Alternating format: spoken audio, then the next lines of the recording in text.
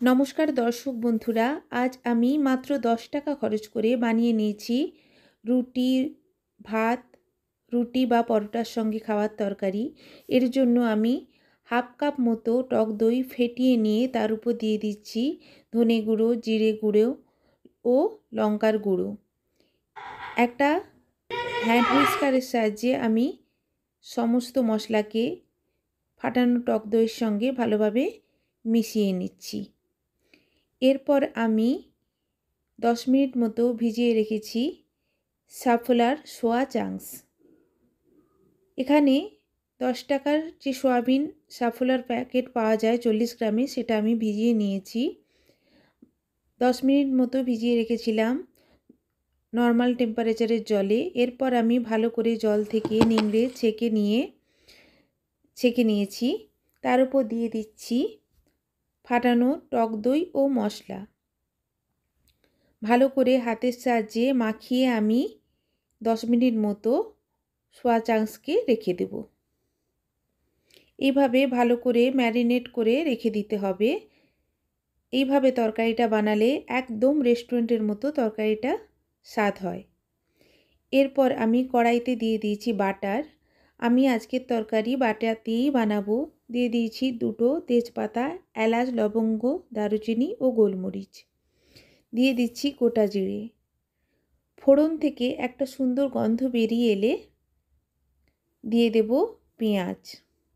আপনারা এই তরকারি তেল দিয়েও বানাতে পারেন, তবে বাটার দিয়ে বানালে স্বাদটা বেশি সুন্দর হয়। দিয়ে দিচ্ছি পরিমাণ মতো লবণ। লবণ আমি প্রথমেই পরিমাণ মতো অ্যাড করে দিয়েছি। এরপর দিয়ে দিয়েছি রসুন বাটা। রসুন বাটাকে পেঁয়াজের সঙ্গে ভালো করে ভেজে নিচ্ছি। পেঁয়াজ গোল্ডেন ব্রাউন করে ভাজার পর আপনারা রসুনটা অ্যাড করবেন। রসুন ভাজা হয়ে গেছে। এবারে আমি দিয়ে দিচ্ছি আদা বাটা। আদা বাটাকেও আমি মশলার সঙ্গে ভেজে নিচ্ছি যতক্ষণ না এর কাঁচা গন্ধ চলে যায়। এরপর আমি দিয়ে দেব টমেটো কুচি। টমেটোকে তেলের সঙ্গে ভালো করে ভেজে নেব। টমেটো ভাজা হয়ে গেছে। এবারে আমি দিয়ে দিচ্ছি ম্যারিনেট করা সোয়া চাংস। সোয়া চাংসকে দেওয়ার পর গ্যাসের ফ্লেমটা আমি লোতে দিয়ে দিচ্ছি, কারণ যেহেতু সয়াবিনের সঙ্গে টক দই আছে, টক দই ফেটে যাওয়ার সম্ভাবনা থাকে। হলুদ অ্যাড করে দিয়েছি।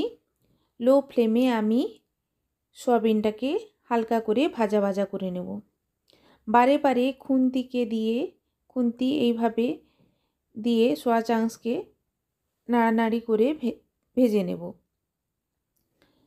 গ্যাসের ফ্লেমটা লোতে রেখেই আমি সয়াবিনকে হালকা করে ভেজে নিচ্ছি।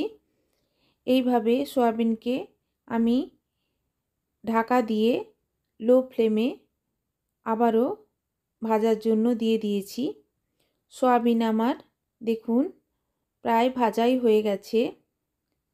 এইভাবে আপনারা সয়াবিনকে ভালো করে মশলার সঙ্গে কষিয়ে সয়াবিনটা বানাবেন, যাতে করে সয়াবিনের কাঁচা গন্ধ চলে যায়। এরপর আমি দিয়ে দিচ্ছি বাটি ধোয়া জল, মশলার বাটি ধোয়া জল। ভালো করে আমি জলকে ফুটিয়ে নিয়েছি। এরপর আমি ঢাকা দিয়ে সয়াবিনকে সেদ্ধ করে নেব। সয়াবিন সেদ্ধ হতে বেশি সময় লাগে না, মিনিট 5-6 পর আমি ঢাকনা খুলে দিয়েছি। দেখুন আমার সয়াবিন একেবারে ভালোভাবে সেদ্ধ হয়ে গেছে। দিয়ে দিচ্ছি কাঁচা লঙ্কা, ওপরে ছড়িয়ে দিয়েছি গরম মশলা। স্বাদটা ব্যালেন্স করার জন্য দিয়ে দিচ্ছি চিনি, যেহেতু এখানে টক দই ও টমেটো আছে। এর ওপর দিয়ে দিচ্ছি ধনেপাতা। ভালো করে আমি ধনেপাতা ও চিনি ও গরম মশলাকে ভালোভাবে সয়াবিনের সঙ্গে মিশিয়ে দেব। কাঁচা লঙ্কা দিয়েছি যাতে করে কাঁচা লঙ্কার একটা ফ্লেভার তরকারির মধ্যে আসে। এরপর আমি মিনিট 2 সময় ধরে সয়াবিনকে ফুটিয়ে নিয়েছি। তারপর ঢাকা দিয়ে আমি গ্যাসের ফ্লেমটা অফ করে স্ট্যান্ডিং টাইমে রেখে দিয়েছিলাম। সয়াবিন দেখুন আমার রেডি। আমি সার্ভ করছি। এই সয়াবিন খেতে একদম রেস্টুরেন্টের মতোই হয়। দেখতেও অপূর্ব হয়েছে, খেতেও কিন্তু অপূর্ব স্বাদের হয়। আপনারা অবশ্যই বাড়িতে রেসিপিটা ট্রাই করবেন। রেসিপিটা যদি আপনাদের ভালো লাগে আমার চ্যানেলকে অবশ্যই লাইক, কমেন্ট অ্যান্ড সাবস্ক্রাইব করবেন। নমস্কার।